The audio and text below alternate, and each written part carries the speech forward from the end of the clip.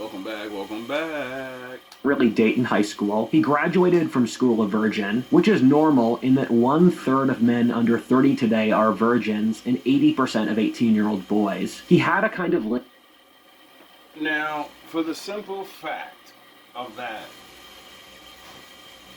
why is it that so many women are stating men are so bad and treat women so bad? If there's so many men that are virgins, it makes no sense for women to complain about how bad, because these are middle class statistics of white people.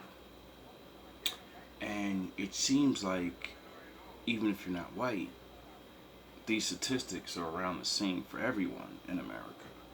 And that means all of our women are having sex, or majority, and majority of the men are not. So when women complain about their lives and problems with men, when men say it's because you choose, you have to understand this is why men say these things. Because we sit back and we actually do the math. And the math is mathing. same situationship with a girl who was flirting with other guys at the same time, and when he confessed that he cared about her, she left. Most of his friends also graduated virgins. No one explained female psychology to him, thus he over-relied on the advice, just be kind, which just didn't work. As a young man, a few years later, he became obsessed with Andrew Tate, since he was the first person who was realistic with him about. On the black side, we had Kevin and other content creators. The negatives of female nature. Part 3, ennui. Tom went to a crappy college in the area, let's say California State School, Dominguez Hills. He really didn't want to, but due to social pressure from his mom and school, he felt compelled to since he didn't have a better idea. When I was around his age, college was pushed down our throats as completely necessary. However, as both Tom and I realized, college actually means very little. If you're not going to one of the best colleges, there is literally statistically no income benefit from going to college anymore. Tom got a degree in business, which is the safe degree for I want to work, but this was counteracted by so many others also getting business degrees as to render his useless. Tom made his 2 closest friends in college. It was the happiest period of his life, although not as exciting as what his parents told him it would be. Everyone I know who went to college at my age, with the exception of state schools, says it was underwhelming, as I can attest from my personal experience when I went to college for a semester. He lost his virginity in college with his first and only girlfriend. She grew bored of him when he didn't push for a higher income career out of college and left. Tom went into a significant amount of debt to go to college, something on the order of $40,000, which is the average for California. He was encouraged by adults around him to do this, and no one talked him down, and everyone said he had to do it, where adults completely assured him that he would be able to get a better job that would pay it off. Why would they do that? Because your family wants to destroy you? Or they can't see the future and they can only give you the information of how they lived and what worked. You know? They could be paying attention though and seeing how things are changing, because if they remember when they were kids, they were to watch things change. And it should have occurred to them by learning history, the world changes. And the people that don't see the change coming can't change. That didn't happen, and he started working at a low-level insurance job, making $40K a year, and has moved it up to $50K a year. He's still paying off the debt, which bites into his consumer spending for the fun stuff that makes life tolerable. He's constantly resentful of the debt. Keep in mind the average American has a The Lord in the Bible teaches you the fun stuff that makes life bearable is free. What are you talking about? Oh yeah, I forgot you. I don't like the Bible. There's nothing to be learned. It's a lie. $100,000 worth of debt. Tom hit something like this number through other forms of debt, whether car or credit card debt being normal. He's not a homeowner. COVID slammed Tom right in the middle of college. He missed out on the last 2 years of college while being forced to take classes remotely. This killed his social life while he was forced to pay tuition, even for not even being in class. Now, everybody had to deal with this all at once, right? Now, think about it. That changed life. Nobody can get ready for it. Then, people seem to not, look at history and see what happens when big things like this happen, because it's not the first time the whole world was affected at one time by something. And usually after that, things skyrocket and, because there's a lack of. And then people, if there's a lack of, I can charge more. He was forced to live with his mom during COVID, who herself was not doing well financially. There started to be a growing resentment between them. Thus, when Tom physically could, he moved out after COVID, although it involved him living in poverty. COVID radicalized Tom. He was vaguely centrist, but not really politically active. Seeing the social changes which occurred during COVID, he became quite conservative, as is normal for young white men in his age demographic. He watches creators like Andrew Tate, Nick Fuentes, Nick Freitas, Jordan Peterson, Joe Rogan, and Jay Waller. So those are your basic, your prophets. Those are the ones you look to understand. There's nothing wrong with that. We all need someone. But this is why the Lord, he made the Bible and stuff, and he has his prophets. And, he has his ways. Give him a sense of masculinity he's missing in his real life. He especially loves What If Altist. What If Altist is his favorite channel and gives meaning to his life. He shares it with all his friends who also become loyal viewers. He views Rudyard as his hero and wishes to emulate his life off him. This has separated him from the world he lives in. He lives a second life on the internet, which bears very little resemblance to his daily life. While being surrounded by left-wingers in his real life, he puts on a mask. He loathes the mask and on a daily basis thinks about how much he hates having to live a lie for every waking moment of social interaction. Meanwhile, he creates a Twitter alt account where he posts far-right content anonymously. So, I guess Shakespeare was right when he said the world is a stage and everyone's an actor in it. He confessed to his mother, but not his sister, his political views. His mother accepts this on paper, but speaks to him in a condescending manner whenever she talks about politics. It makes dealing with his family difficult. He never talks about politics at work. If he did, he would be fired immediately. His work forces him to do social justice seminars and social events where he mouths the words in order to pay the bills, but he's secretly filled with inchoate rage. He bottles up rage all day, which he dispels by posting right-wing troll comments on Twitter, playing violent video game. Oh, so that explains the fucking countless white guys that I run into on Apex Legends, and just the level of disrespect and then the gloating of, yeah, I bet your ass is broke, you fucking man. And I'm like, yo, what the fuck? There's no way. This has to be a broke white guy. This can't be a fucking middle class white man that really has all the things he's saying, yet he's saying I'm a loser for being on a fucking video game, but he's on the video game with me, and he has money and the life and a chance to go and do things that would make him, not have time for the video game, because that's why I'm on it, because I don't make enough money to do things. So I just got to use some time to, pass. So we got to make ourselves happy doing things. And I got to listen to you fucking curse me out and call me you fucking dog water. All this crazy shit. And I'm like, yo, this person is so unhappy.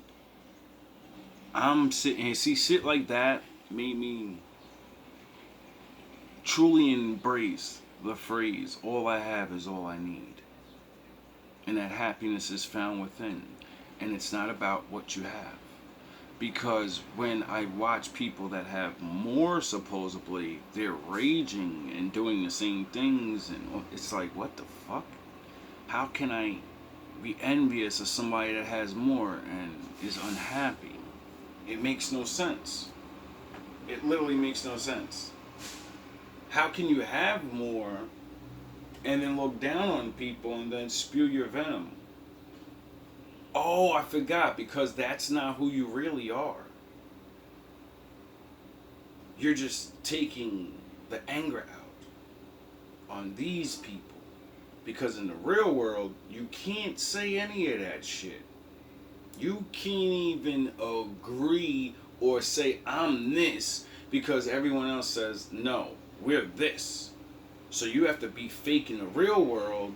Then you go in the video game and you be real, but you're really being fake because you really want to spew that anger at people you know, not randoms and, oh, okay. And watching porn. He wants to leave California for Arizona, partly to live near his estranged father and to get out of a leftist state, but lacks the money or courage to do so. His political views have moved further right due to seeing the literal degradation of the city of Los Angeles happen in real time. I lived in LA for just a few months, and I saw this happen myself. Tom was there for years. Over the course of his life, he saw Los Angeles' middle class go extinct. The city became filthy, seeing the crazy homeless and migrants, which the city chooses to do nothing about, and that makes large parts of the city uninhabitable. The city has become a sci-fi dystopia in front of his own eyes. It disgusts him, and he watches Twitter reels of the 1960s, where all the buildings he looks at now were clean, nice, and new. When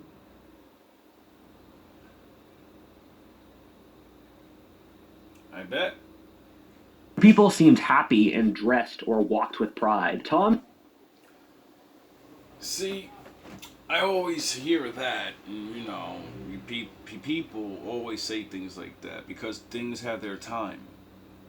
Nobody likes being in a time of where shit falls off or things ain't good no more or whatever the case may be. Everybody always, we gotta make it great again. It's a wrap. It's a wrap. You're in this reality. You're not going back. And unless people made things good. Because before the time people, whatever time people will name, because it'll be different, depending on who you talk to, there was a time before that where it wasn't good and people had to create this time to be, So it's like, I really realized that being on this year 42 years that man has a really bad problem with fucking like the moment and looking back at others and making yourself miserable because you're not then. When it's your time to be the ones to create the time, the good times. But oh yeah, that requires work. Nobody want to be those motherfuckers that put that work in. Has learned to lose any faith in other people, since everyone he sees in Los Angeles is status-obsessed, vain, cowardly, and self-serving. He has grown resentful of society itself and quietly loathes everyone around him. Tom is pretty smart with an IQ around 115, and he has various interests between... That's crazy because as a man that's not in the middle class, it seems like a lot of people down here have come to that same conclusion in their mind, like, yo, most of these people are just lost and I just can't do it anymore. I'm just going to go over here and I'm just going to do my thing.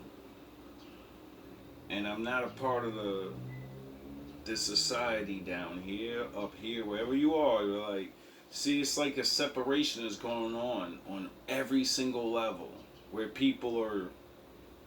they're just like, yo, I have the freedom to get the fuck away from people and just I'm trying to live life and see what this happiness thing is because time's running out.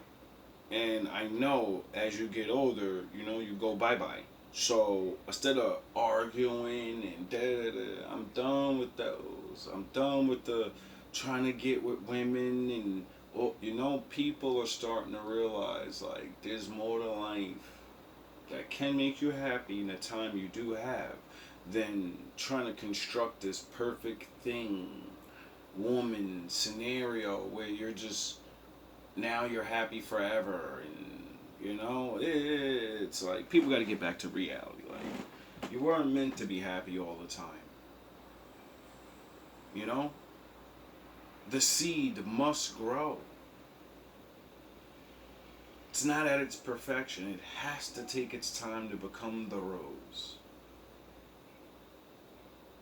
And when it does, it will fade, and another shall take its place. Technology, history, philosophy, and he reads different books but lacks the willpower to read regularly or the sense of direction to actually put his foot down and study a topic definitively. He's smart enough to realize things are going bad, but doesn't have a better idea on how to deal with it, thus leaving him feeling powerless. The social degradation of the city has left Tom very lonely. He made 2 friends in college. One moved back to his home state of Virginia, while another lives in Santa Monica, an hour away, and works all the time. They see each other about once a month. However, their lives have diverged so much that their conversations seem empty. Nothing that Tom cares about are the things his friends would understand. They talk about basic pleasantries like, because you want to grow, you see this new thing, and they see what's there. They doesn't matter why, but it is. Now everybody calls it, I'm out the matrix, I woke up, I took the red pill. No, you're just maturing and seeing life, and you're starting to mature. And you're being an adult, and you're starting to realize like, yo, bro, I need this happiness, and doing these things only give a temporary, you know, it's like doing a drug, and there has to be a way. There has to be pop culture or sports, both of which are difficult due to being politically hijacked. Everyone Tom knows is a normie who is purposely ignoring everything going on in the world. It feels like no one cares about who Tom. That's so funny. I literally, damn, I guess I ain't the first person that started using that hard. I be calling people over here, down here on the broke side, fucking normies. But they're not normal. Like, to me, it's not normal to not figure out the basics and do them. It's not normal to only be happy under the influence. It's not normal to want to chase and pursue sex so meaningless every single day and then complain about things when you're doing the thing and you can see it's the results. Everyone's doing things. And if, you know, people ain't happy, maybe you shouldn't keep doing the same thing. I think they have a word for that. Oh yeah, insanity. Is as a person, even his own family. I asked my audience, how many people do you feel like really understand you as a person with your flaws and strengths? And half of the people in this audience said no one, and then another third said only one person. That's a growing statistic, seems like, in the middle class and the lower class, because, you know, it's basically the same thing down here. People feel like the people on their level are not, they don't care. No one's talking about things. People will say, are you okay? And then if you say no, they have no advice. They don't want to work it out with you. They don't want to just sob through it with you or something. They have no fucking, they don't understand what to do. So they be like, you be alright. And you're way past hearing that shit. You're like, nah, I'm not gonna be alright. I'm gonna make it alright. You figured that out a while ago. Like, real friends either know the answer and give it to you, or don't know the answer and go through it with you, or don't know the answer and say, yo, while you're trying to figure it out, I'm gonna be trying to figure it out. So I'm gonna spend some time trying to figure out what, you know? And then, because you care. But people don't do that no more. So people that actually understand, I gotta figure things out, they're like, all right, if you're not gonna be what the definition of family and friends are, then you're not friends and family. I'll be nice to you, but you don't care. If I was your favorite celebrity though, and I said, I'm not feeling okay, that person would do any fucking thing to make them feel better. They would try to figure it out. Well, you mean you're this. You should be that. They'll give all their passion and love, but you'll be alright. Pat you on your head like you're a fucking dog or something. Like, what are you talking about? This is a real social issue, and one of the most important elements of human psychology is the feeling of being loved or understood. From studies, we've consistently found that the underlying, most important variable to happiness is deep social connections. Lots of us... That's funny. It took humanity all this time to figure out that, and the Bible said, you want to be happy? You better know thyself. And the only way to find the Lord is to know thyself. Because you have to go alone and find yourself. Even though you're in the world, there's a way. When you study for school, aren't you by yourself? When you're doing those sins and you're whacking, you're by yourself. When you're drinking and you're depressed, you're by yourself. When you get it? There's a lot of time we spend on this earth by ourselves and we don't even notice. Doesn't even occur to us. We live in a world where people think you're a weirdo if you fucking want to spend time alone or, you know, figure out things alone. You're crazy because you don't have someone over you to judge you and say you're wrong. And, you know, they don't get it. They don't understand. I don't care. It's not about being right or wrong. It's about figuring it out. Have peripheral social connections, but how many people actually understand us for who we are? How many people can feel our soul and care about how we're really feeling? Obviously a lot. If a man on the lower level is saying that the same problems you're having now, we've been having, and now you're having these problems. And the great divide that the Lord said in the Bible, he said there's going to be a time where there's going to be a great divide of the people. And I could never figure it out. I said, how does people that are with their people going to divide against their people? That's impossible. That doesn't make any sense. You're all on the same level. There's no way you can, you know, because you're all on the same level, then that, you know, like, how can you divide? You're already, and now I'm starting to understand. I think very few Americans have a person like that. It's heartbreaking. We live lives of quiet desperation. Because you don't reach out to me because I'm nigger trash, and I don't reach out to you because you're hunky racist, fucking no good, rich, all those things that we believe. When no, your life looks good. You just have a little more things. We have less things, but you're facing the same problem I'm facing. You get it? It just looks different, but nah. The divide from that user dividing, there's people that feel the same way you do, but they're just not on your level. They're down there.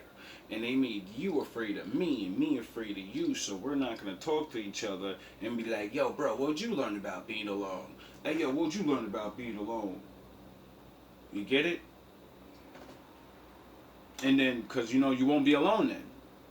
And no one really cares. Loneliness and friendlessness are huge issues, with a third of Americans in their 20s saying that they have no friends, and 80% of Gen Z saying they feel lonely on a regular basis. We're the loneliest we've ever been. Tom's romantic options are completely dead. He's been on 2 dates since leaving college, both of which were failures. Keep in mind the average man Tom's age goes on average less than 1 date a year.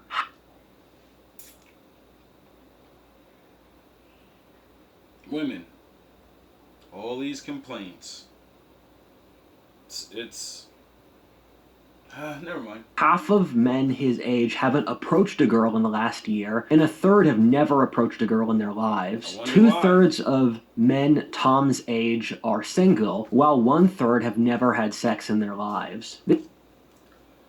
Now, how is it that the people that, you know, because you are above and it seems like you have money and more things, how come the people below you, a lot of the poor class men, they still approach, you know? It's not like the success rates of marriage is much different, but the, you know? How is that possible? Because the when I was growing up, and what they say is the people in the middle class are going to be doing better. That's why we should get there, and then it'd be easier to do these things. But you know, you see what I'm saying? Like it's like things are backwards. It's like if you're up, you're lame. And if you're down, you're broke and lame, but you can get women? I don't know, make sense out of that.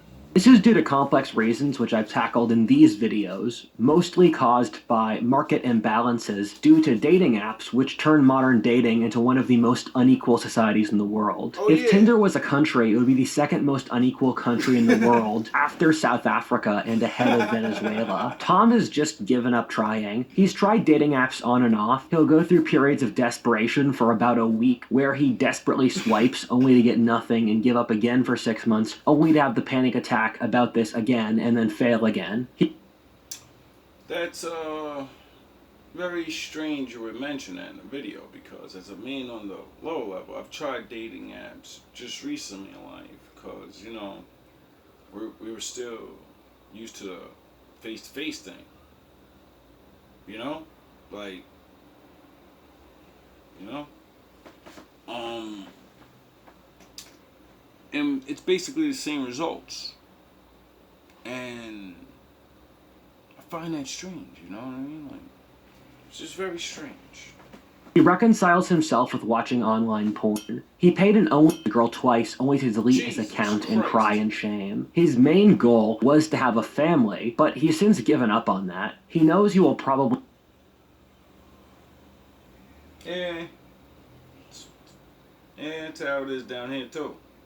Never get married, or frankly, even get a girlfriend anytime soon. This makes him consumed with self-loathing, horniness, and rage.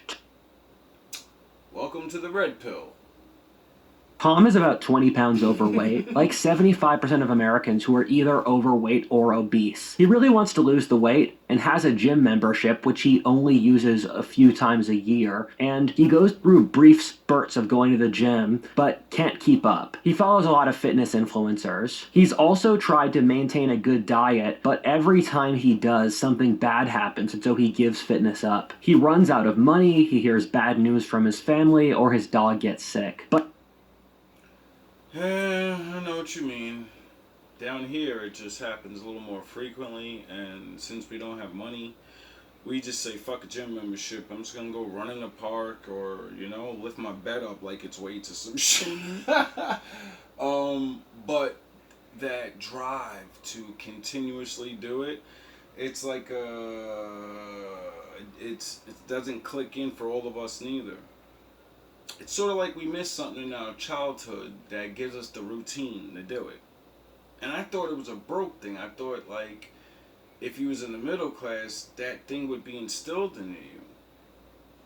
Because you're in the middle class, that's how you get there, with the instillments of these things. But he doesn't have the money to take it to a vet. Each time he defaults back onto comfort eating. He rationalizes this that comfort eating is one of the better coping mechanisms to have, since he feels shame about returning to his high school state of being permanently stoned, or his bouts of binge drinking in college. Tom didn't grow up with any religion. His parents were vehement agnostics and atheists, respectively, rebelling against the strong religion of their parents in Indiana. However, this has resulted in Tom having nothing to believe in.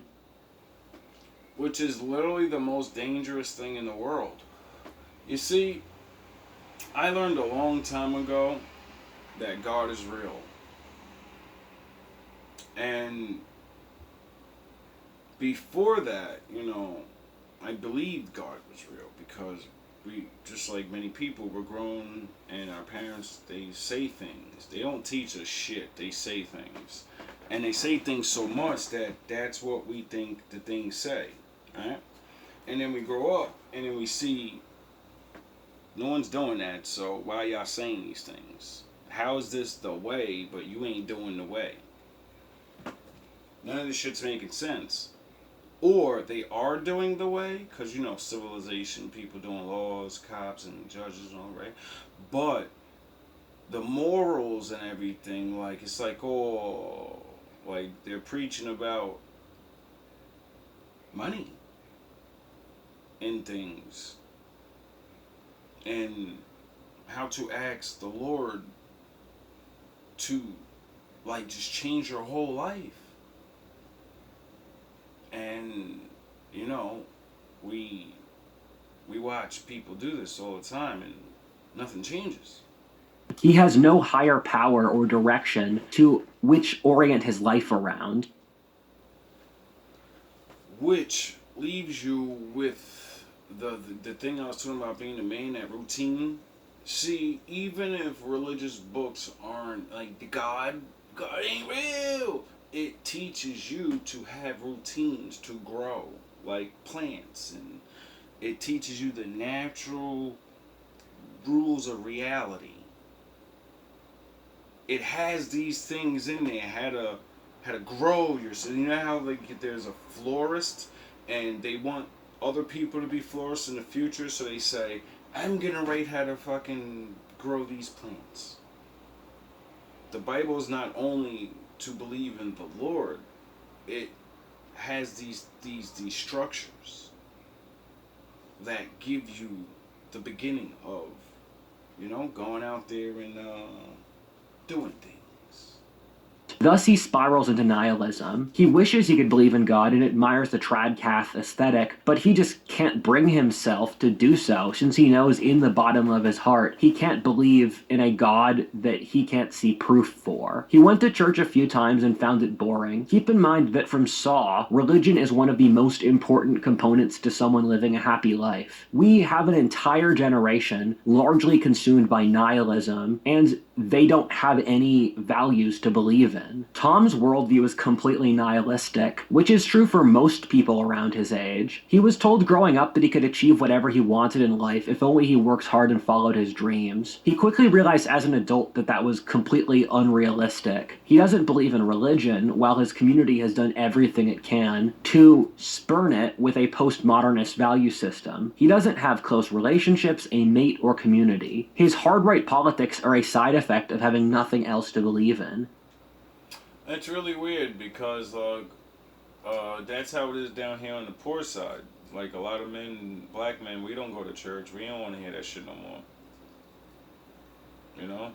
We're not too much into politics, and a lot of us are, some are, whatever, because in every group people are, but it seems like it's starting to change. Like I said, that divide. Certain people are starting to yearn for more in life and to understand things and to actually do something about what you can on your small level.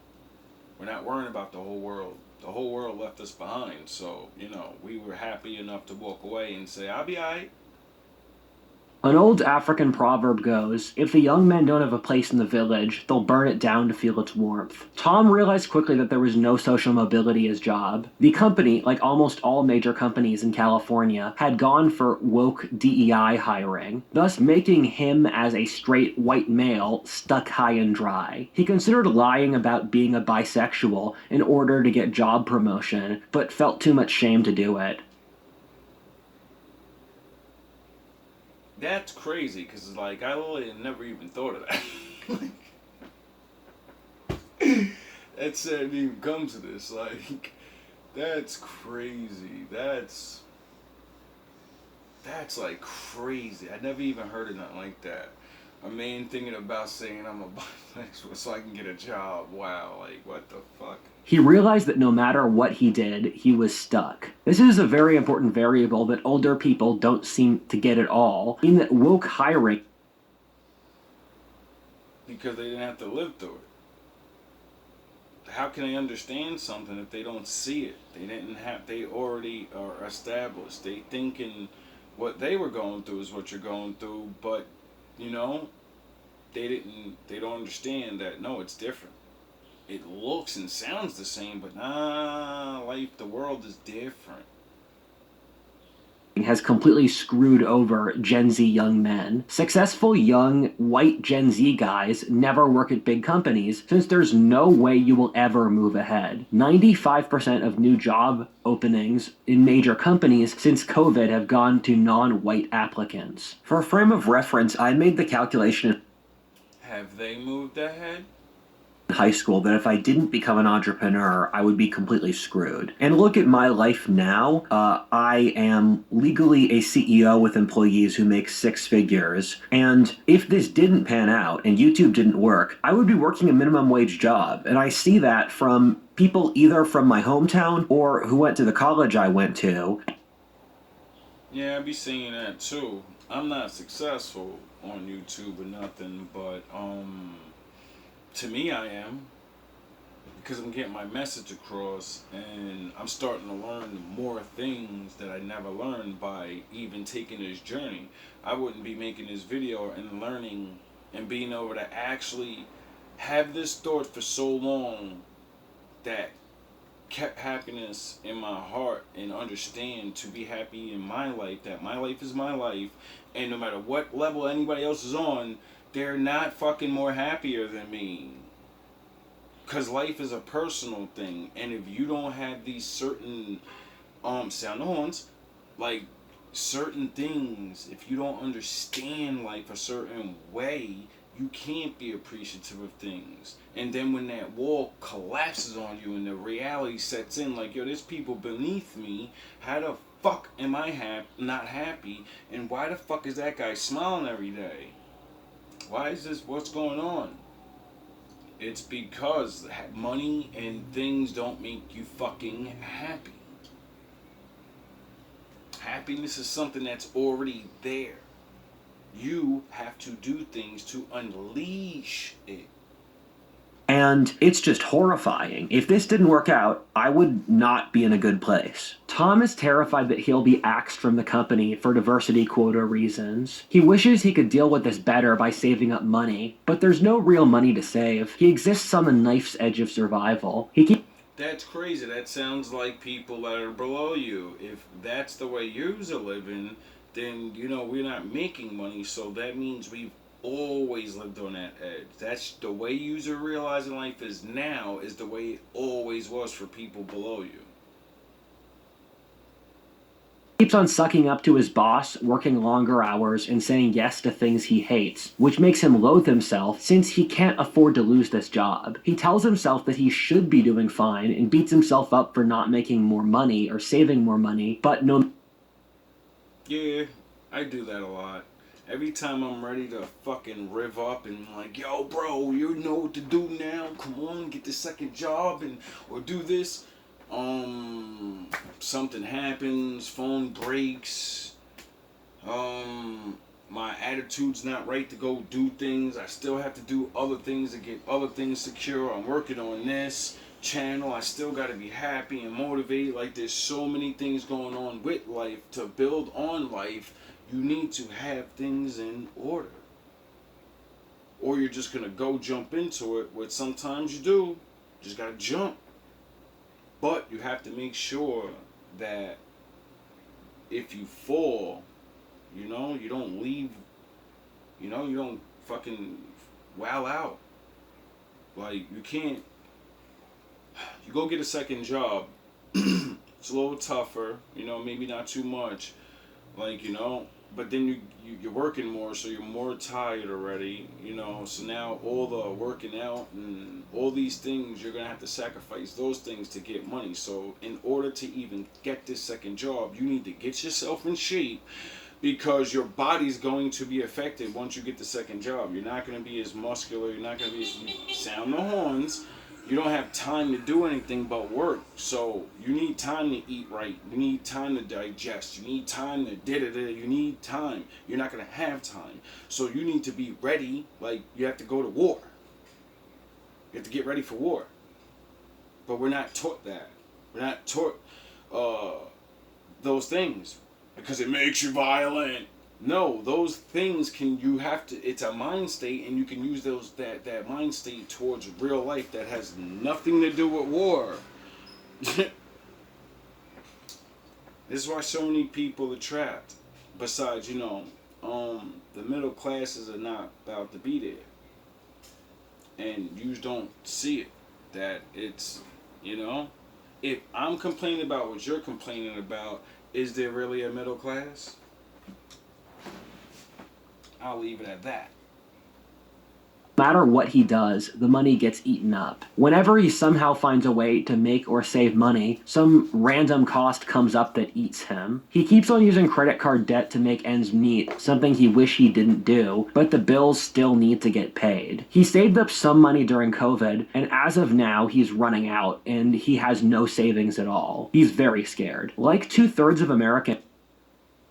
Oh, imagine spending your whole life like that. You never have savings. You don't have family members that have savings. You can't keep the steady job because of stupid shit. You don't have money. So you get fired for not being there and on time. So you have to get in your head, I better always wake up early. Fuck having a car, because that make people late. Traffic and then the extra money. Nah, I better walk. I better be ready to walk to work. I better be ready to, this is war. This is war. So I can have a roof over my head and the minimum things. See, life becomes a adventure now.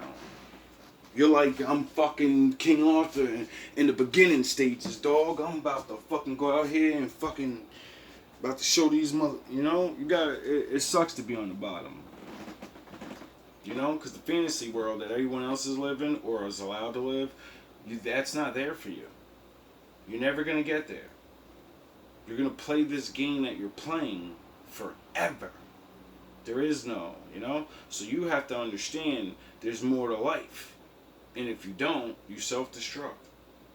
Tom lives paycheck to paycheck. He works every month only to barely cover his own costs just to keep working. Yeah, He's lost any hope of continuing. Over the last year, as costs have gone up, he started smoking weed all the time in order to not go crazy. He does experiments of going to work high. Now imagine growing up in a time where that's not legal.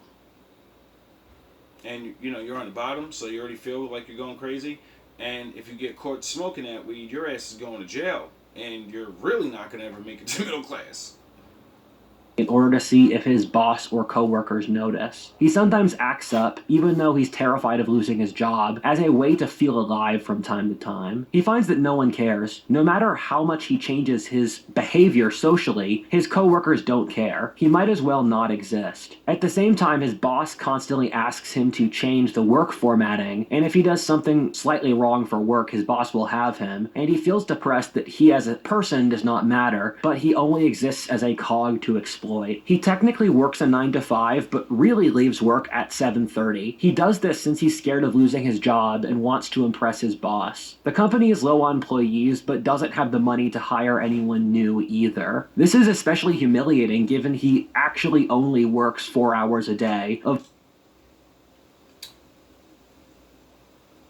That's crazy, because when you're broke and you have to do these things, and you realize that if I don't do these things, I'm going to be out there on the street. It teaches you humbleness, and you start getting thankful that you have that job. And you will perform regardless if you're getting promoted, you're not getting no raises because you're at a regular ass broke ass job. So you're just going to, you're just where you're at. But it this is why the Bible and all these different things, that the manhood thing is really important, because with manhood comes truth. With truth comes understanding. And with understanding comes, everyone's not the greatest. There's more ungreat people in life and in history than there were great special people that did all these things and lived all this super duper way. So when you actually figure out which one you are in the category of life, you don't get all mad and become nihilistic and mad and fuck life and fuck those people, everybody's cheating and shit. Because you understand there's happiness on all those levels and there's ways to do things. There's things that are important. You know, like the fact that no one can ever be a super great person if the people that are not great like them don't pay attention and just don't go watch the events. They don't have jobs. They're nothing. They're back to being regular. But I know the truth. There's no going back. You've changed things. Forever. And why do you want to kill me? I don't want to kill you. Even to a guy like me, that's cold. Where's Dent? Those mob fools want you gone so they can get back to the way things were. But I know the truth. There's no going back. You've changed things. Forever. And why do you want to kill me? I don't want to kill you. What would I do without you? Go back to ripping off mob dealers? No, you. You complete me. You're garbage. You kills for money. Don't talk like one of them. You're not. Even if you'd like to be. You complete me. You're garbage. You kills for money. Don't talk like one of them. You're not. Even if you'd like to be. To them, you're just a freak. Like me. They need you right now. When they don't, they'll cast you out. Like a leper. See, their morals, their code. It's a bad joke. Dropped at the first sign of trouble. They're only as good as the world allows them to be. I'll show you. When the chips are down, these civilized people, they'll eat each other. See, I'm not a monster. I'm just ahead of the curve. Who's probably gonna sin again? Lord, forgive me. Lord, forgive me. We all got choices to make. Things I don't understand. Sometimes I need to be alone. Bitch, don't kill my vibe. Bitch, don't kill my vibe. I can feel your energy from 2 planets away. Arguing and I got my fighting. drink, I got my music, I'm sharing, but today I'm yelling. Bitch, don't kill my vibe. Definitely isn't gonna get anybody anywhere. Bitch, don't kill my vibe. Bitch, don't kill my vibe. Bitch, don't kill my vibe. Bitch, don't kill my vibe.